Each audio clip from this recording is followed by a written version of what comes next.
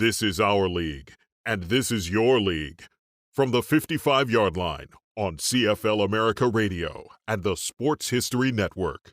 Stand by, 15 seconds to air. Stand by all cameras and videotape. Ready with your opening graphics. Stand by, Howard. Here we come, Frank. Ready, Don. Stand by audio, your opening music, and roll tape.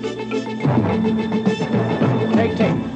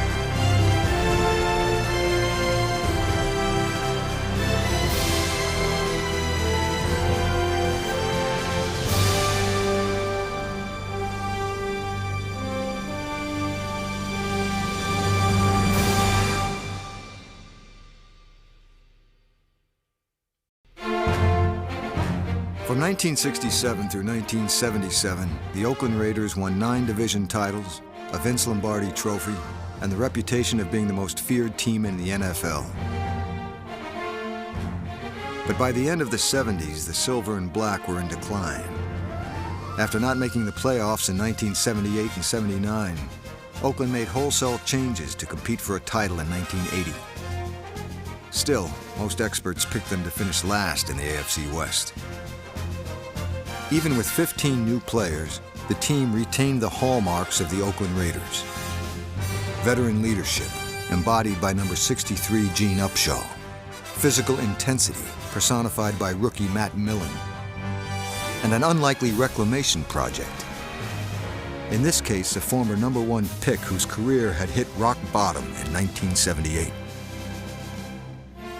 Talk about low points, here I was, a first-round draft choice just 7 years earlier, out of football. They talk about depression. I didn't know what to do with myself. Maybe I should quit football altogether and go seek employment elsewhere. It was a very, very difficult time in my life. We knew he had talent. We knew that he could play. I can remember him being a number 1 pick out of Stanford. The Raiders go back to New England to play him in his first game, and he beats us. I still felt, I could play football, even though I was down in the dumps and things weren't going well for me. And all I needed is to be given another opportunity. Plunkett got an opportunity in Oakland, the league's island of lost souls.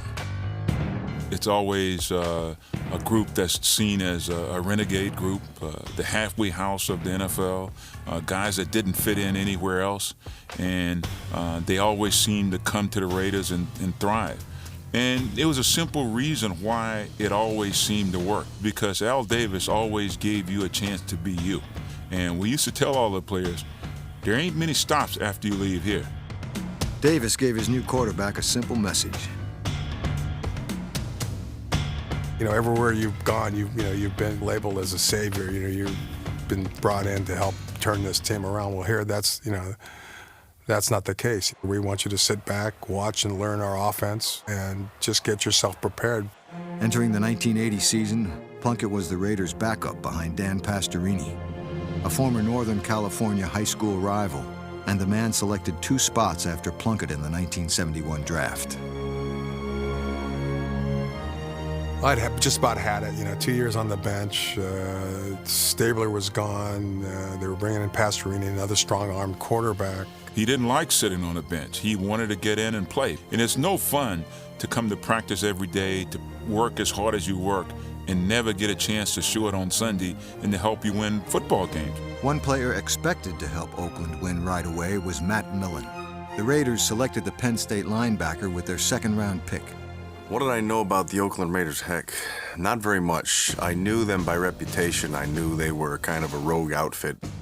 There was a sign that hung above our old locker room, and it said, "The Raider rules." Raider rule number 1, cheating is encouraged. Raider rule number 2, see rule number 1. It was something we said among ourselves when we would be out away from the game. If we were playing golf, if we were playing shuffleboard, if whatever was going on, the old saying was, if you're not cheating, you're not trying. And you laughed about it. You laughed about it until you realized that what they're saying is, find a way to get it done. Find a way to get it done. If somebody holds you, how do you make them stop? If you need to talk to the official, fine. If you need to grab them by the throat, great. If you need to punch them in the throat, whatever you need to do, get that done. Is that cheating? Well, I read Raider rule number 1. Cheating was encouraged. Is that cheating? Actually, no, it isn't. I learned very early. Every game has its own set of rules, and every officiating crew calls them differently. Whatever those rules were that day, you learned them fast, and then you learn how to skirt them. Whether the Raiders cheated or not didn't matter. Few thought Oakland would win in 1980. I really didn't have very high expectations because the day I was drafted, I said, are they any good? And they said, nah, you guys aren't going to be very good this year. But in 1980, the only surprise bigger than the Oakland Raiders would be the man who wound up leading them back to the Super Bowl.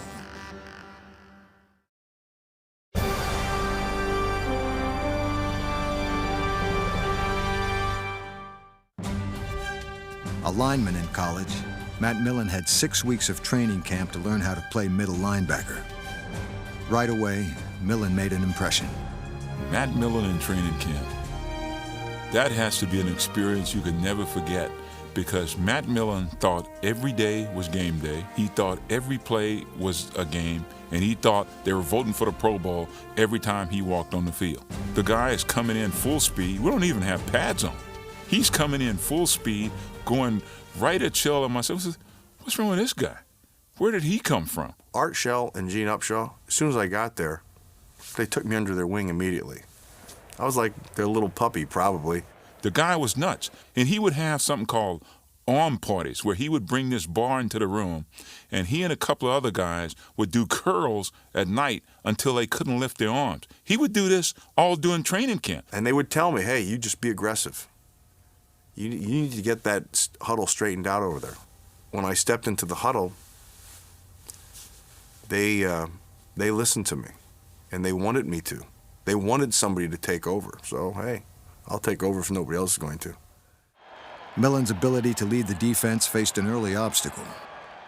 I was so proud to have a form-fitted mouthpiece. I brought it with me from Penn State, and it fit in there perfect. Ted Hendricks comes walking over to me, and he goes, you got that mouthpiece? And I go, yeah. He goes, is that one of those form-fit mouthpieces? And, oh, yeah, it's a form fitter. I got it at Penn State. And he goes, let me see that thing. And I showed it to him, and he looked at it, and he went, and he threw it. And he threw it and went flying. And I go, what are you doing? And he goes, I can't understand a damn thing you're saying. Don't wear any mouthpiece. Just yell it out. I go, okay. It's the end of my form-fitted mouthpiece. Known as Kick 'em in the Head Ted, Hendricks was a typical Oakland Raider. There were always guys who did crazy things, but they just fit right in. I mean, they might be crazy somewhere else, but they were not crazy for us. So many people dislike the Raiders. Why do they dislike the Raiders? Because you guys are different. What makes you different? And how do you fit into this whole picture? Well, that's kind of when you say I epitomize the Raiders, and then you say the Raiders aren't very well liked, I guess you're trying to say is that the Raiders, as well as John Matuzak, have always been controversial. John Matuzak. I didn't know anything about John Matuzak other than he was supposed to be nuts. And he didn't disappoint. It's the closest thing to being a lion or a cheetah or a hawk that there is. It's the most beautiful but the most brutal game in the world. Were they a bunch of guys who liked to have fun? Absolutely. They had fun off the field and they had fun on the field. But the part that's always missing is they worked. That was a hard-working team. That was a group of guys who wanted to get better. Oakland's head coach was Tom Flores, whose low-key approach was a calming influence on the Raiders. Tom's laid back, he's a matter-of-fact kind of guy. He sits back, watches everything, doesn't raise his voice very often. I think what Tom brought to the table was just that confidence, that quiet approach to the game, and we wanted to play for him. When Tom Flores brought us out on the field, you wanted to win for Tom Flores. Flores' team opened the 1980 season with a new quarterback and 6 new starters on defense. It also had to contend with the scorching heat of Kansas City. It was brutal. It was probably 110 on the field. That was an AstroTurf field, and it was hot. It was almost unbearable. Burn the bottom of your feet. Your feet you could feel literally almost being burned. In the middle of the third quarter, they had a beer commercial come on, and all you heard was across the whole stadium, and then you heard and everybody turned and looked up at the video board, and Ted Hendricks goes, "They're killing me out here. They're killing me. Somebody get rid of that commercial." Millen was learning the Raider way. Play hard and have fun doing it.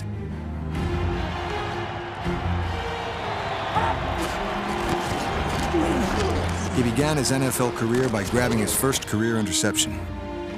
He also received a vital lesson in Raiders etiquette. Few things I remember about that game. It was my first game ever. The first thing was officiating. At Penn State, we were instructed to, whenever you address an official, you say, "Excuse me, Mr. Official." And then you ask the question. Now let's fast forward to the Raiders in the first game. I didn't know officials knew that kind of language, and I didn't know you could address them that way. I was literally in shock. Ted Hendricks started cussing out an official, and the official turned back and started cussing back at him, and I was like, whatever happened to "excuse me, Mr. Official"? Pastorini threw for 317 yards and 2 touchdowns as Oakland beat Kansas City 27-14. The retooled Raiders played like a contender, but it would take 6 weeks and another quarterback before they would finally become one.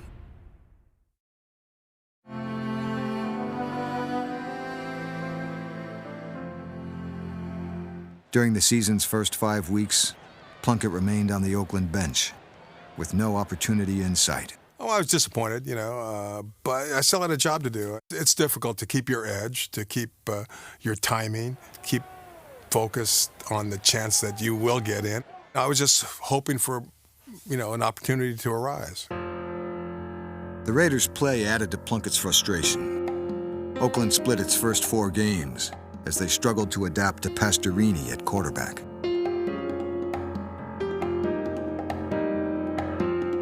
Dan had the habit of hitting his hand with the ball before he threw it. you can actually hear the ball leave a quarterback's hand, and all of that noise and all of that crowd, you can hear it. You know when the ball's out of his hand. Well, we would hear Dan sort of hit that ball with his left hand, and we would think it's gone, and he would still have it. Then there would be a sack. They beat the piss out of him.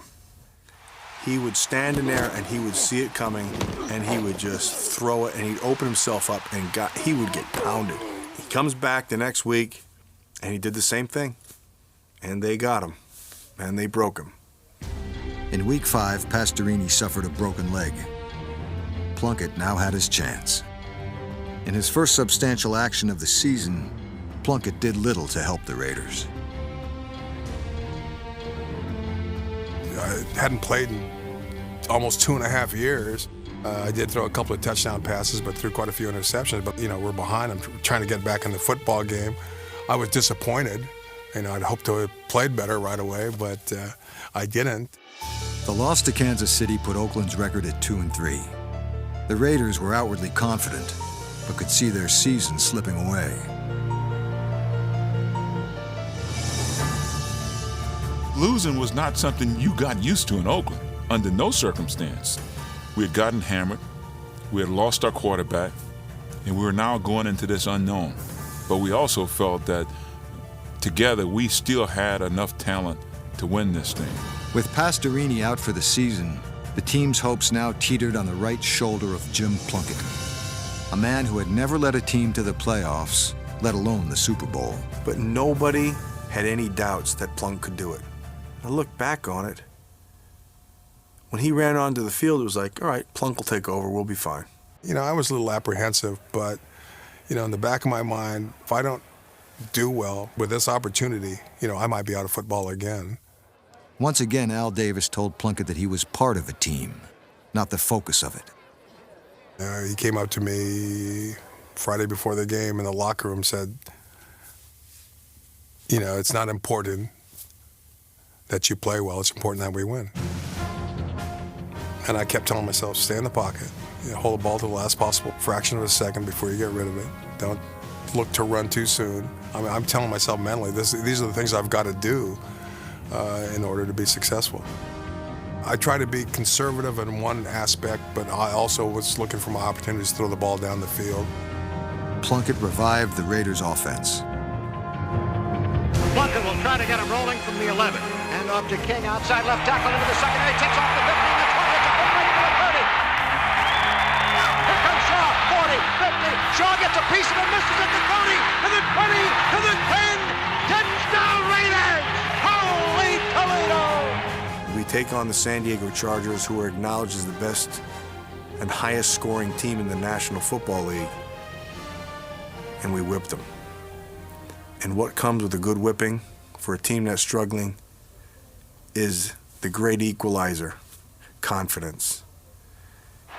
And here I am as a young kid, and I'm looking around the room, and these guys are starting to believe that we have a chance. And so we finally start to show that we're starting to define ourselves. And Plunkett was the main cog.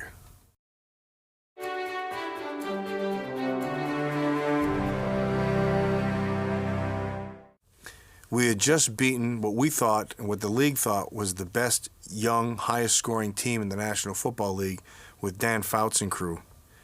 And now we're going to play the defending world champions on Monday night. And with the Raiders, I learned fast.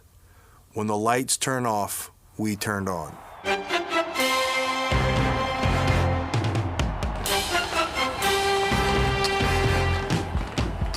There was a lot of electricity. We were back in the Steel City on a Monday night. The criminal element was still there. You had the Oakland Raiders and you had the Pittsburgh Steelers. We were down 20-7 early in the ballgame. Had to fight and claw our way back in. Certain down and distance situation, they went into a certain defense that allowed Cliff to be covered one-on-one. As soon as I saw it, audible to it, and there he goes for a long touchdown. We put a beating on Terry Bradshaw because we got after the passer. Willie Jones had a big night. We knocked Bradshaw down. I can't tell you how many times. Terry was laying on the ground and everybody was out. And I was talking to Jack Cam, and I go, geez, I hope he's all right. He said, what, are you kidding me? It's Monday Night Football. He knows there's good camera time. I think that was the game where we knew that, you know what, we got a chance. Because we just beat the defending Super Bowl champions in a game they needed to win on a Monday night in front of a national audience. Do you get confident because you're winning, or do you start winning because you're confident? And it's something that I pray about now with my Detroit Lions, because we need confidence. And that team found it. Behind Jim Plunkett, Oakland won 6 straight games. The man who was out of football just 3 seasons earlier was now the league's comeback story. It was a different area of the football team contributing to our victories week after week. You know, our defense for the first half of the season literally was giving up like 27, 28 points a game. And right after that Pittsburgh game, all of a sudden they cut that almost in half. There were no blowouts in that stretch, none whatsoever. And it was amazing that that stretch lasted as long as it did.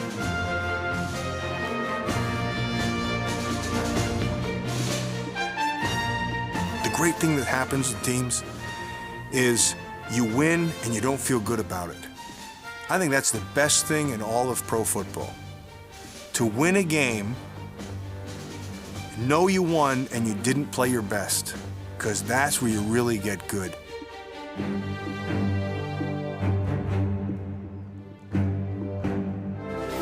The Raiders took an 8-3 record into Philadelphia to take on the Eagles, the best team in the NFC.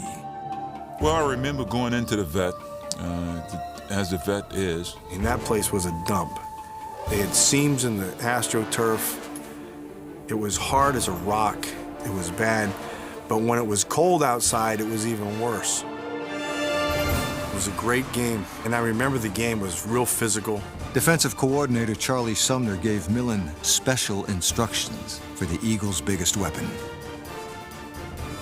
Before the game, he said to me, listen, Harold Carmichael is 6'8". The first time they run a deep end, you go hit him in the middle of the chest, and don't worry about the flag. We'll handle the flag.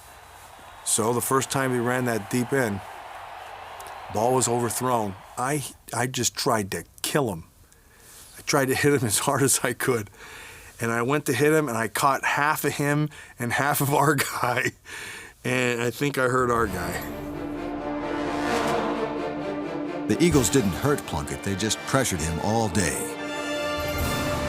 It was very inhospitable to me in particular. 8 sacks, they could have had more sacks. You know, they stymied us. Art Shell felt I was dropping back too far, so the cup wasn't defined as well because of where I was winding up.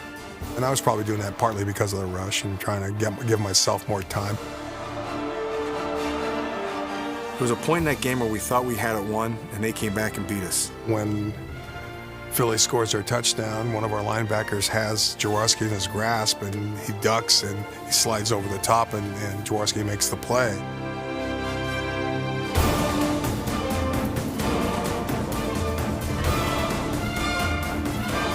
So although we lost the football game, we went on the road in the cold against a good young team, and we're right there with them. I took out of that we were in pretty good shape, because if that's what the best the NFC had to handle, we'd be able to handle it.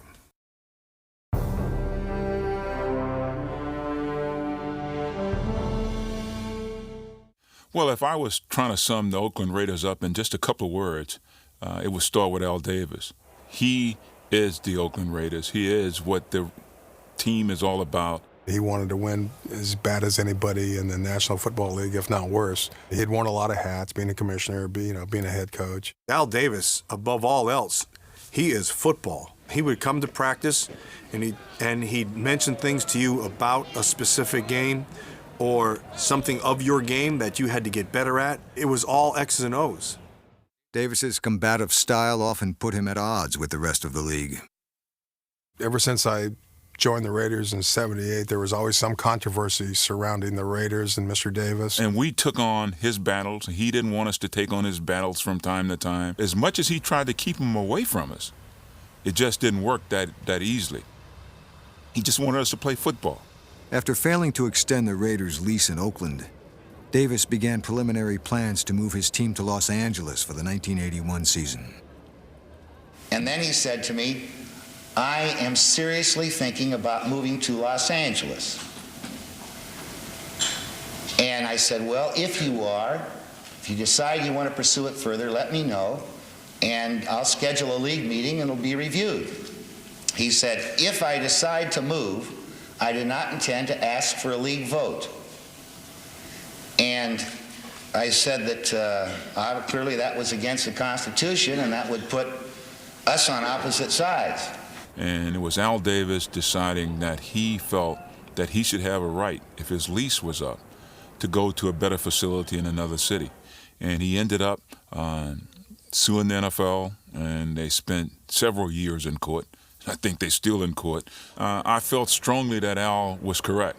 I also felt strongly that the Coliseum were not up to the same standards as some of the fields in the National Football League.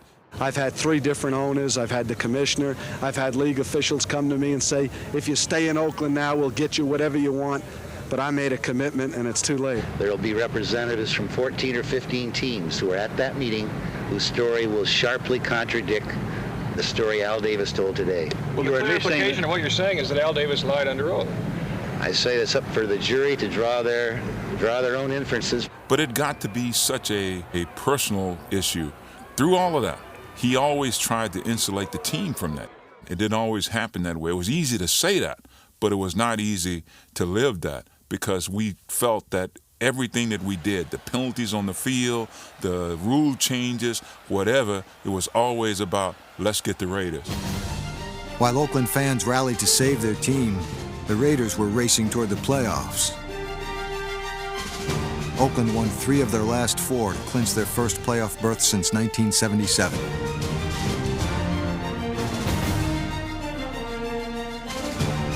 Key to the Raiders' resurgence was the judge, cornerback Lester Hayes.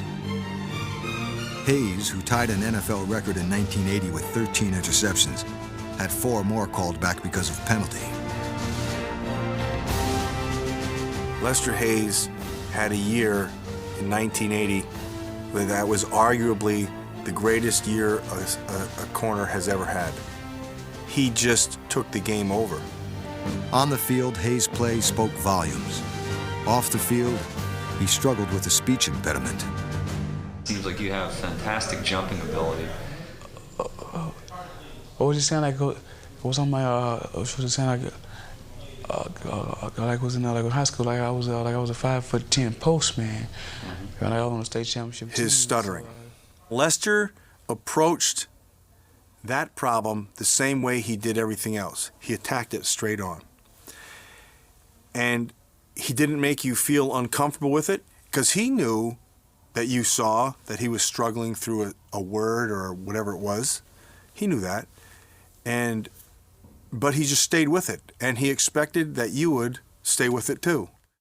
Hayes worked tirelessly to improve his speech and used stickum to help his hands. Hayes put stickum everywhere and stuck to opposing receivers like glue. Stickum. Stickum is no longer allowed in the National Football League. There were so many things that happened that year with his stickum. If you touched him, you would just stick. That's how he got all those interceptions. Raider rule number 1, cheating is encouraged. So, was it cheating? What Judge was doing was he was taking a rule and something that was allowed, and he was pushing it as far as it could go. You knew that if you need stickum during the game, you didn't have to go to the bench. If Lester's on the field, you can just go to him. And I used to tell her, just stay away from me. You can imagine guys in a pile-up, and all of a sudden they get out, and they got all of this stickum all over them, and that's the way Lester was, every stinking play. We were playing the Houston Oilers, and they had a center by the name of Carl Mock. They're getting ready to kick a field goal. They're in the huddle. Judge comes walking out, takes a big hunk of stickum, walks by the ball kind of nonchalantly slaps it on the ball and walks out. The Oilers come up, and Carlos reaches down and grabs the ball right on the stickum. And the veins pop out of his neck. And he's like, stuttering son of a bitch, did something to the ball. And he's screaming at the officials, and they're like, hey, come on down, calm down. Well, we came off the ball. Carlos snapped it over his head. He snapped it over his head, and I always wondered how much the stickum had to do with that. In the wild card playoff game, Oakland sacked former Raider Ken Stabler 7 times and cruised to a 27-7 win.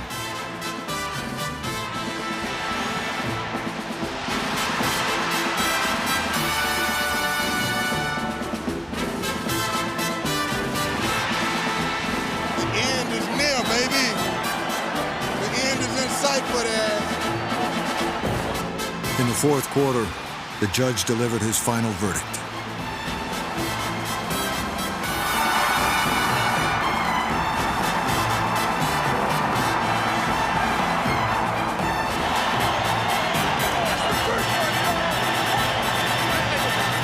One step and only give us the right to play next week. That's all. We got to do something about it. We got to do something about it next week. We got to go to work. 1 o'clock tomorrow. That's everybody right. On time. Amen.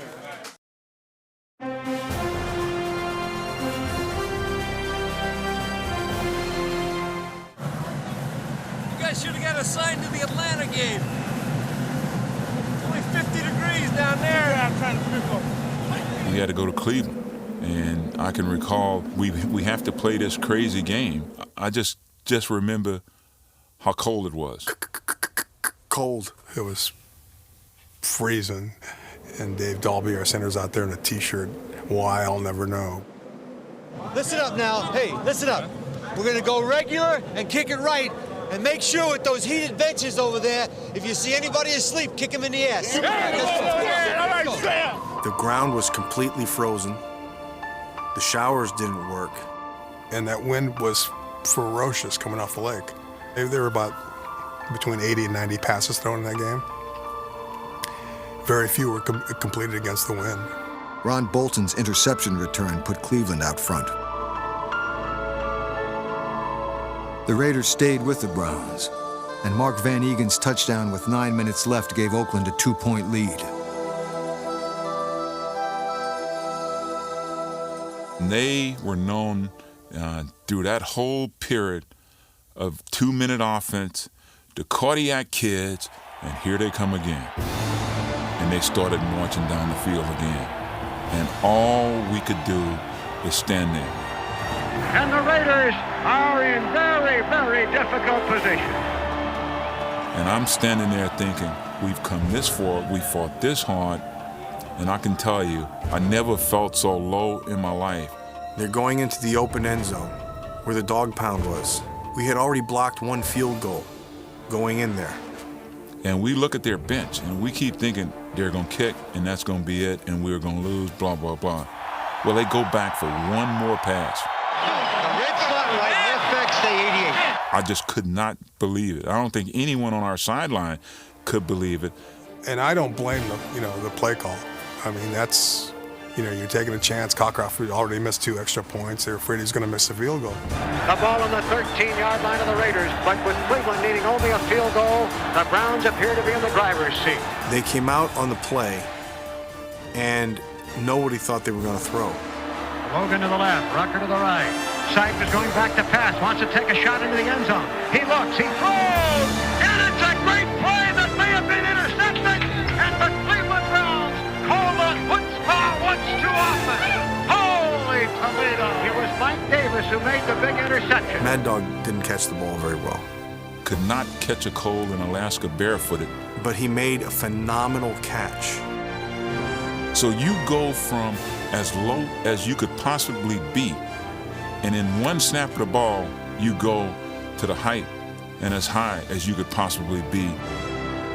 Also, I could not believe that Mike Davis actually caught the ball, because I'm telling you, he had absolutely the worst hands in that secondary. For the AFC Championship game, Oakland went from the Cleveland cold to the San Diego sun. We knew that going into the conference championship game that we were going to be playing our old rivals. We knew it was going to be at their place, but we were destined. We thought we outplayed them the first time. We did outplay them the second time, so we approached the game with a lot of confidence. Against the NFL's highest-scoring team, Plunkett went to the air early and led Oakland to a 28-7 first-half lead.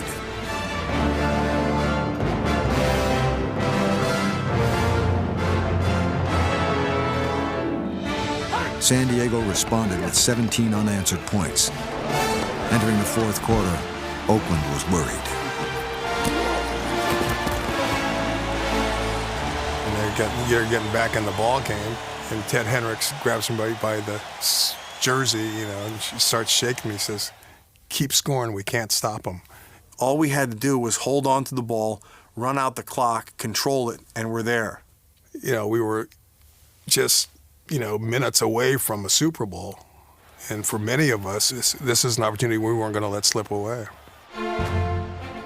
That game, though, in the end, when all was said and done, came down to our offensive line and Mark Van Eagle. Burgess Owens and I were standing on the sideline. And he'd say, "How do we do?" I'd say, "We picked up 6. 2 more first downs.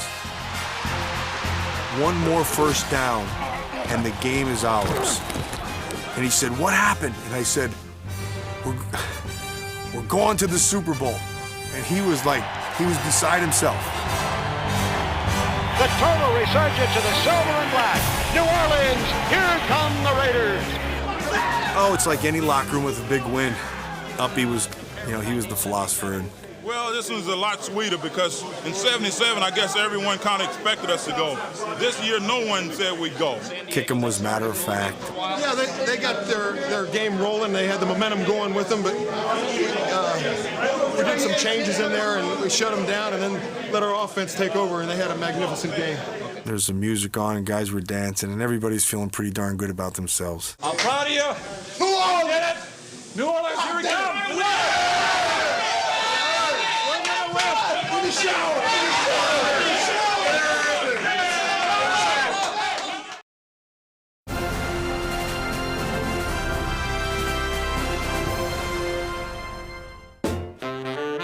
New Orleans during Super Bowl week is filled with distractions.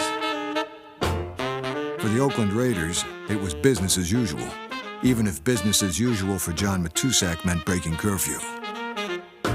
Did John show up late? Yeah, he showed up late. Was he out in the town? Yeah, he was out in the town. He was going to do that regardless. If it was a regular season game, that's what he was going to do. Now this is a Super Bowl game, and everything's a lot different when it comes to Super Bowl. A lot of things tighten up. You know what I'm talking about? Things tighten up. Gluteus maximus tightens up. You can't even get a blade of grass up there. Some people. Matusak was referring to Eagles coach Dick Vermeil. Vermeil publicly criticized Matusak's off-field behavior and put strict team rules in effect. They could not go to Bourbon Street. They couldn't go into the French Quarter. They couldn't do anything. We also heard that there were curfews, and we also heard there were mandatory meetings at night. There was a tremendous amount of pressure on the Raiders because the Eagles were known for how they could not go and do things and have fun. And we felt we had the burden of all the other teams to knock them off that perch, because if they had won, we all would have been doing that. The first night, as Tom, gave us, no curfew, I believe, and let us go out and get it out of our system. But quite a few of the guys that we had large systems, and it took a few days to get it out of their systems. The first night of curfew, there's no Matusak. He staggers on the bus as we're leaving to go to the press conference, and we asked Tuz, "Where have you been?" He said, "I was out," and he looked like it. And so we asked him, "Tuz, after all of this discussion we had in practice, and we all decided it's time to get serious, we got work to do, this is a business trip, and you go out." His response was, "I went out to make sure no one else was out there." That was what he said, and he sat down, and that was that. Tom Flores tolerated the late nights, as long as the Raiders performed at practice. Our practices down in New Orleans, they were brutal.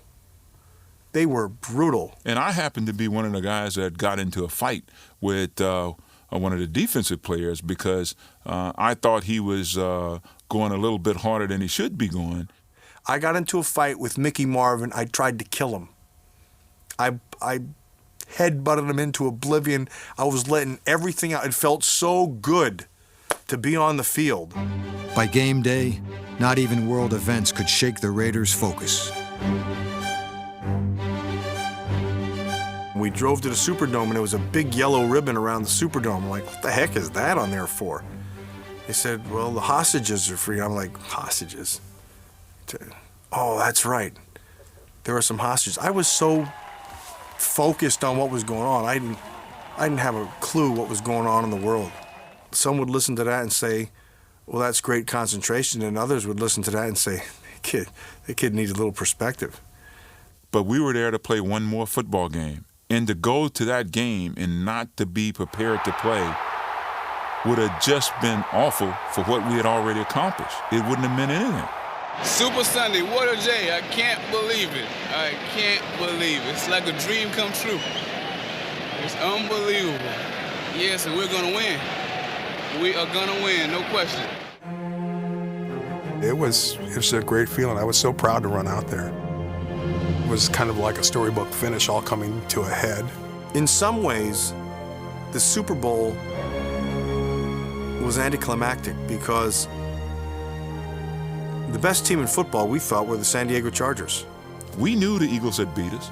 We knew we could beat them. We knew that if they came in the way that they came into that game we played them in the season, we could beat them. You know, I was ready once I stepped on that field. I still had something to prove to myself and to whoever else. Plunkett on a straight drop back. Here comes the rush. Steps up. Can't find anybody yet. Takes off running to the left. Rolls on the move. And it's caught by King at the 40. King takes over the 50. He'll go all the way. Nobody knows. To the 20. To the 10. To the 5. Touchdown Raiders. Plunkett's eating us alive. In just 3 months, Jim Plunkett had gone from Heisman bust to super savior. 3 touchdown passes capped one of the greatest personal comebacks in NFL history.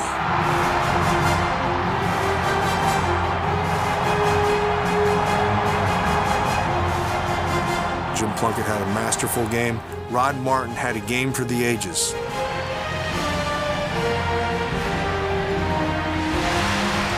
He was everywhere. He was everywhere. He had 3 interceptions. He wasn't Bobby Chandler, but with a little bit of stickum, he could hang on to the thing. That was probably compliments of the judge. He played as good a Super Bowl as any defender has ever played. Did not get the MVP. Jim Plunkett got the MVP. Jim deserved it, but Rod deserved it just as much. I felt really, really good for Jim because he had paid his dues, just like everyone else. But it meant a lot to him to be the guy that led us through that Super Bowl. It was a great feeling. Finally accomplished something that everybody who ever gets in the NFL wants to do. The only suspense that remained was whether the tension between Rozelle and Davis would affect the presentation of the Vince Lombardi Trophy. Never will forget him telling us, we beat these guys, we go in that locker room, you be gentlemen, you show respect, and that's the way we will approach this. I think it's a great credit to you for putting this team together. You've earned it. Congratulations. Thanks very much, Commissioner. This was our finest hour. This was the finest hour in the history of the Oakland Raiders. To Tom Flores, the coaches, and the great athletes, you were magnificent out there today. You really were. I had a very surreal moment. We won the Super Bowl. We all flew out back to Oakland. They were going to have a parade. I wanted to get home. I sat in my mom's living room and I turned the news on, and there were my teammates having a parade. And I sat there and I thought, was I even there? Did you even play that game? Because it didn't seem real. Everything happened so fast and you don't really appreciate it. I really think it should be mandatory for every team that wins the Super Bowl to take one day and just the team, nobody else, just the team, the players and the coaches, and go back to their facility, get a bunch of food, sit down, and watch the film together as a group so you can just enjoy what you just did. And I think if you did that, it would be awesome. Because that's the one time you don't have to worry about the next game. You don't have to worry about, hey, you did it. You finally did it. That's everything we planned on doing, all the work that goes into it, all the sacrifice that goes into it, and just take one time to enjoy it. And I think that would be great.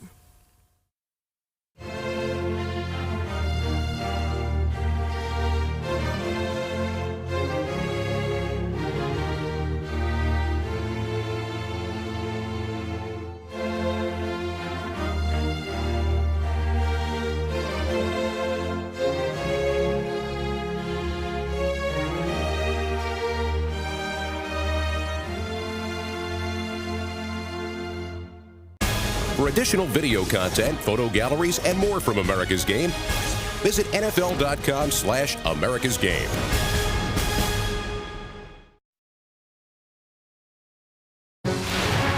This NFL Films production has been brought to you by NFL Network. Watch the National Football League 24 hours a day on NFL Network.